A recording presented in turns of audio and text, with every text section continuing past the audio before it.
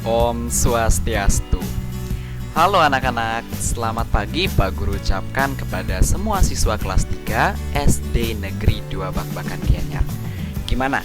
Masih tetap semangat untuk mengikuti kegiatan pembelajaran walau dalam suasana daring? Ya.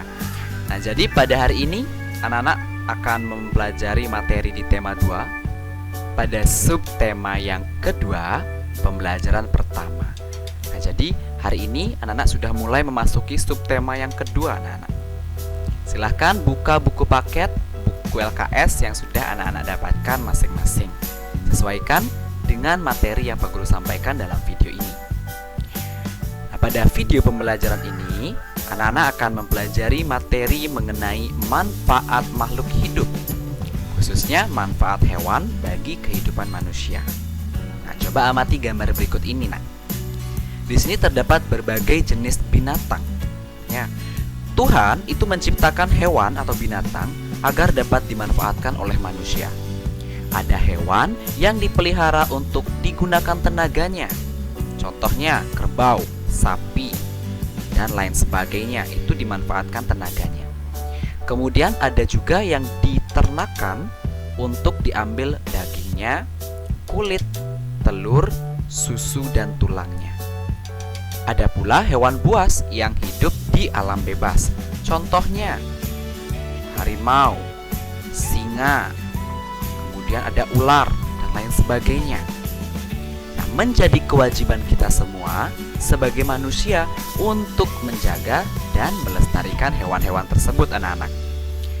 Hal itu sebagai ungkapan syukur kehadapan Tuhan Yang Maha Esa. Nah, coba anak-anak amati pada buku paket halaman 55. Ya, nah buku paket halaman 55. Di sana terdapat suatu dongeng yang berjudul Ayam Jago Baru. Nah, bagaimana cara menemukan informasi yang terdapat dalam sebuah dongeng? Nah, informasi dalam sebuah dongeng itu dapat diketahui dengan cara membaca dongeng dengan cermat. Jadi anak-anak harus membaca dongeng ini dengan cermat sehingga memahami apa yang dibahas, apa yang dibicarakan dalam dongeng tersebut.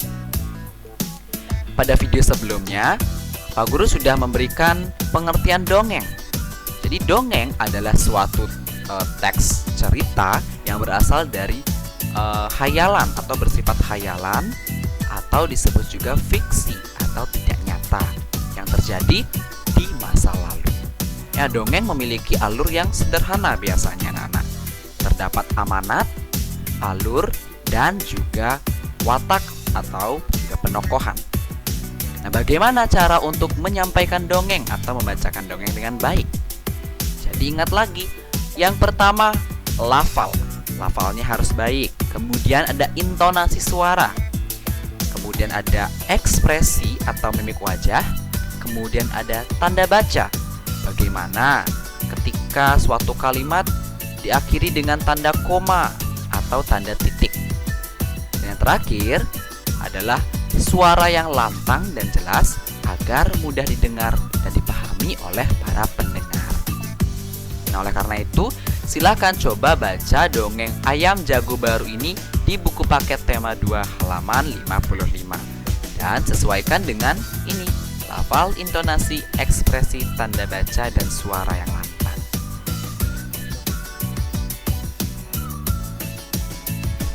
Ayam sangat bermanfaat bagi kehidupan manusia, anak-anak. Telur, daging, kulit, dan bulu ayam adalah bagian dari ayam yang diambil manfaatnya. Telur, daging, kulit itu kita manfaatkan sebagai sumber makanan. Kemudian bulu ayam kita dapat manfaatkan sebagai alat kebersihan seperti kemoceng atau sapu bulu untuk membersihkan debu. Nah, Benny itu memiliki beberapa ayam, anak-anak. Ayam-ayam Benny tinggal di kandang belakang rumahnya. Benny memiliki 10 anak-anak ayam. Benny ingin menempatkan anak-anak ayam secara berkelompok. Pertama, Benny memasukkan 2 ekor anak ayam ke setiap ruangan di kandang. Kedua, Benny kemudian mengubah banyaknya anak ayam tiap kelompok menjadi 5 ekor. Nah, bagaimana bentuknya? Coba amati tayangan berikut ini. Yang pertama, Benny kan mempunyai 10 anak ayam. Anak ayamnya Benny dimasukkan ke dalam 5 buah kandang. Masing-masing kandang berisi 2 ekor anak ayam. Nah, coba anak-anak hitung, ada 5 kandang. 1, 2, 3, 4, 5. Ada 5 kandang ayam. Masing-masing kandang berisi 2 ekor anak ayam. Nah, maka total anak ayam Benny berjumlah 10 ekor. Ini dapat ditulis dalam bentuk perkalian anak-anak. Masih ingat bukan perkalian di tema 1? Perkalian adalah penjumlahan yang dilakukan secara berulang-ulang. Nah, jadi ini dapat ditulis dalam bentuk 5 dikali 2. Berapa 5 kali 2? 10. Jadi totalnya ada 10 anak ayam. 5 kali 2 terdapat 5 kandang. 1, 2, 3, 4, 5. Jadi terdapat 5 kandang. Nah, masing-masing kandang terdiri dari 2 ekor anak ayam. Nah, masing-masing kandangnya terdiri dari 2 ekor anak ayam. Maka dapat ditulis 5 dikali 2, bukan 2 dikali 5 ya. Kemudian amati contoh berikut ini. Kemudian Benny ingin merubah posisi kandangnya, sehingga dia merubah banyak anak ayam pada setiap kandang. Nah, sekarang dia memasukkan masing-masing 5 ekor anak ayam pada 2 kandang ayam.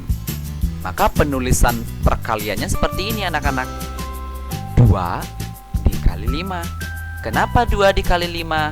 Ternyata terdapat 2 kandang ayam. Ini 1, ini 2. Nah, terdapat 2 kandang ayam.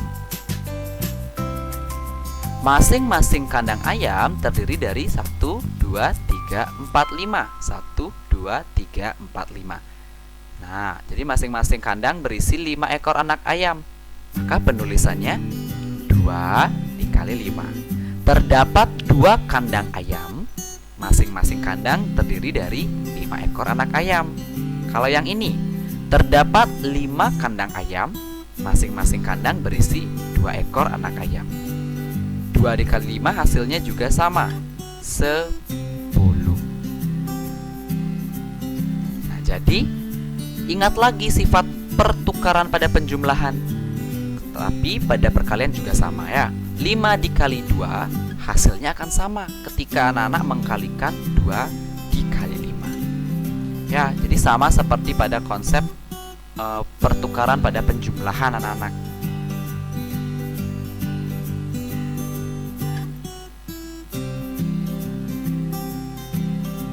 Nah, menyelesaikan masalah tentang perkalian.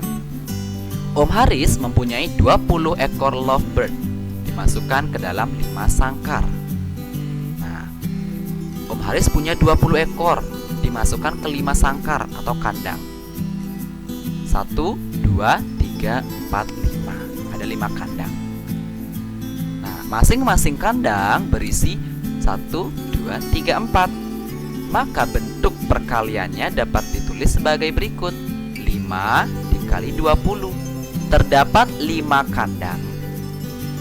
Masing-masing kandang berisi 4 ekor burung. Jadi tulis 5 dikali 4. Nah, beberapa hari kemudian tetangga Om Haris meminjam 1 kandang, sehingga sangkar burungnya tinggal 4.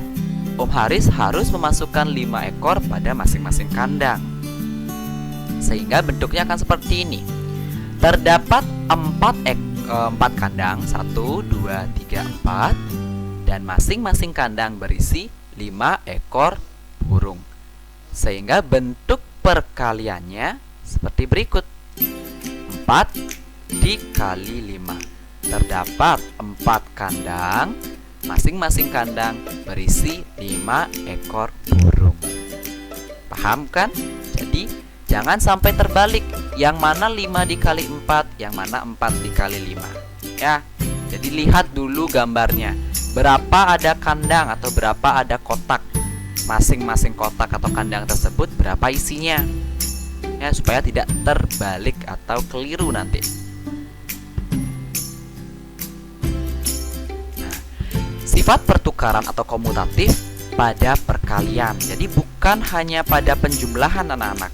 Jadi selain pada penjumlahan, sifat pertukaran itu juga berlaku pada perkalian.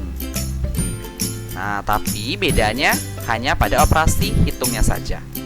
Kalau pada perkalian, tandanya menggunakan tanda kali atau X ini ya. Jadi A dikali B, maka B dikali A juga akan sama.